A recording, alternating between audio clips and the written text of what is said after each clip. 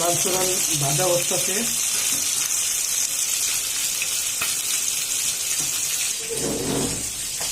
মাংস, পেঁয়াজ আর এদিকে খিচুড়ি রান্না হইতেছে। আজকে ইন্টারেস্টিং ভিডিও দেখার জন্য অপেক্ষা করুন। খিচুড়িটা লাগা দিই কয়টা ওই ভালো করে খিচুড়িটা উল্টা পাল্টাই দিতে করা। খিচুড়িটা আগে বসাই দিছি, গ্যাস খাটে না, গ্যাস করি না, এই কারণে খিচুড়িটা একটু নরম নরম রাখি, ঝরঝরে আবার পছন্দ করে না।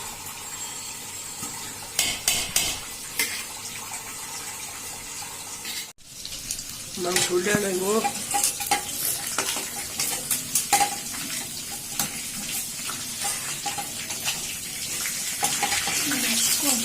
ভালো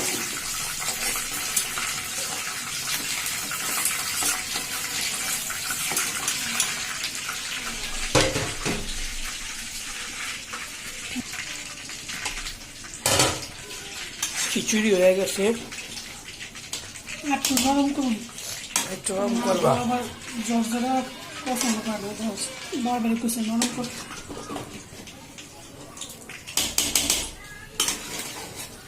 ভাপে রাখলে আবার ঠান্ডা হয়ে গেলে আবার জ্বর ভেবে গেছে, মনে করে কি আমরা জ্বর হয়ে গেছি।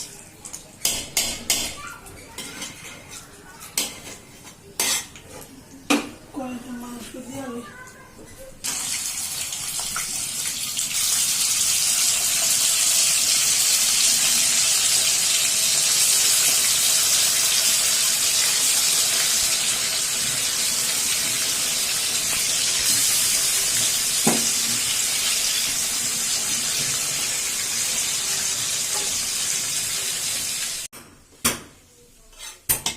খিচুড়ি হয়ে গেছে, নামাই ফেলি।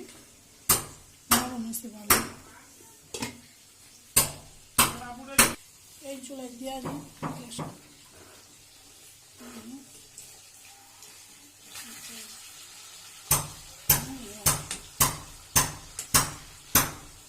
আর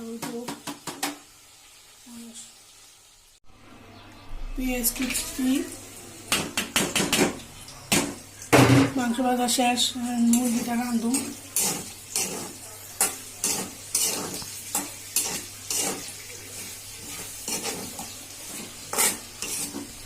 লাগবো রাঁধতে,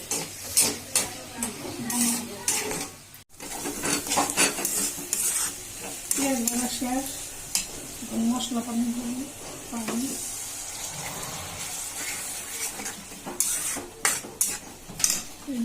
ধনিয়া পাতা ভর্তা করুন।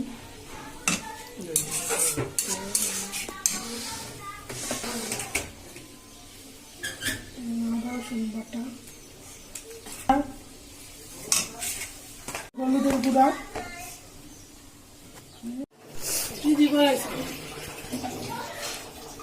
মাংস দিয়া দিছে, মাংস কষাতে দিয়ে দিচ্ছি। কষানো শেষ, পানি দিব, একবার শেষ। আমি জিরার পাখি দিয়ে দিব,